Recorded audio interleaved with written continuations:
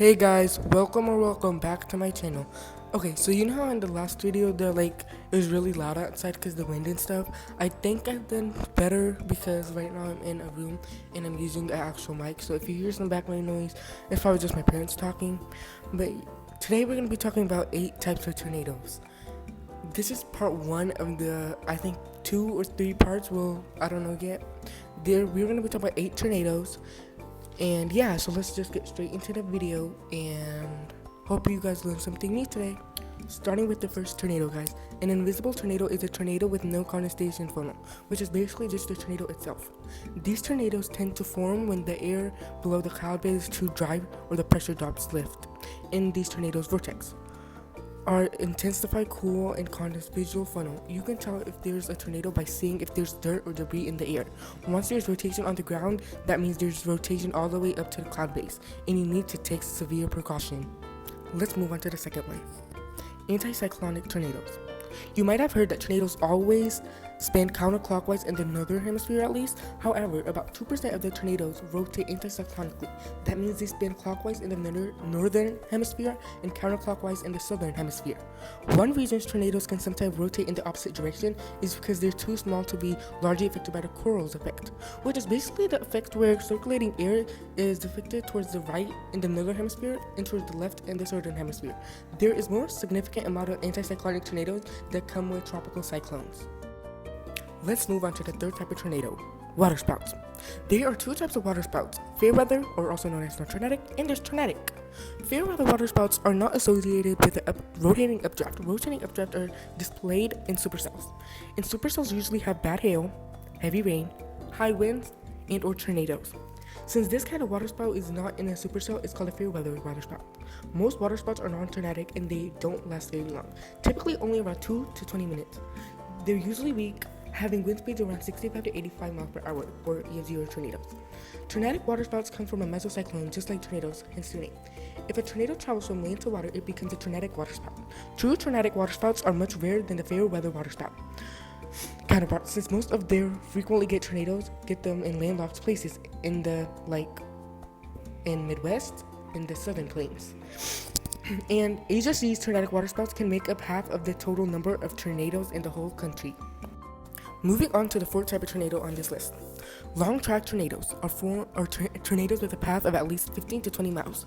There has to be a strong supercell with a very good conditions in the atmosphere for a tornado to last a long time. Long track tornadoes tend to be more powerful than normal. If there is a forecast calling for long track tornadoes, you should take it seriously, even though you should take any tornado or any type of other severe weather seriously. Some of these tornadoes can travel over 50, 100, or even 200 miles. However, it's really rare for tornadoes to travel this far. Some notable examples of long-track tornadoes include 2011 Volcano Hackelborg EF5 at 152 miles, or the 1925 Tri-State F5 at 219.2 miles. The most recent 2021 Mayfield, Kentucky EF4 at 168 miles, as of many other types of tornadoes. Now let's move on to the 5th type of tornado.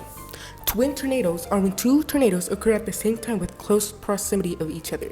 However, they are different from satellite tornadoes. The fact that they are formed in 2 distinct areas of rotation. A way that twin tornadoes can happen is a process called conclusion. This happens when the first tornado starts to dissipate as cooler air wraps around it while another tornado begins to form in a more favorable part of the storm. The time that both tornadoes are on the ground is very short. This process is fairly common in very strong thunderstorms. When twin tornadoes do take place, one or both of the tornadoes are fairly weak. But in some rare cases, the tornado can happen while they're both very strong. One example of this will be the 2014 Pilgrim, Nebraska twins. These tornadoes were both EF4s and were on the ground at the same time while they were both wedge tornadoes. Moving on to the 6th type of tornado, which isn't really a tornado. Scud clouds are not actually tornadoes, but people often mistake them as one. This is because they resemble a funnel. The difference is that a scud cloud does not rotate. They are often associated with a thunderstorm, so it makes sense for people to think that one was a tornado.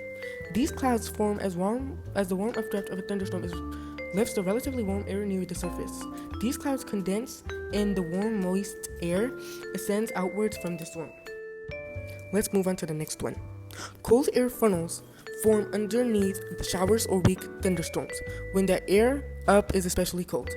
The funnels are more common in the fall and spring. when the sun can warm in the lower levels of the atmosphere, causing heat to rise by convection and form showers. But temps around 15,000 to 20,000 feet above the ground are still quite cold. In very rare cases, colder frontals can touch the ground and become tornadoes, causing weak EF0 damage most of the time. Let's move on to the next one. A tornado family is a group of tornadoes caused from the same supercell. Tornado families can sometimes be mistaken for a single tornado, especially before the 70s, since the technology wasn't good at the time. In some cases, tornado tracks may even overlap. An expert analysis is needed to determine whether the damage was caused by a family of tornadoes or just a single tornado. Sometimes, as with the Heston and Gossel F5s of the 1990s, separate tornadoes within a family of tornadoes merged together, making it difficult to determine whether or not the event was continuous or not. Some people think that the 1925 tri-state F5 tornado might have been a family of tornadoes that just appeared to be in one continuous path. I hope you guys learned something new and enjoyed this video. Don't forget to like, comment, share, and subscribe. Thank you guys for watching, and come back for a part 2 possibly next week or even before.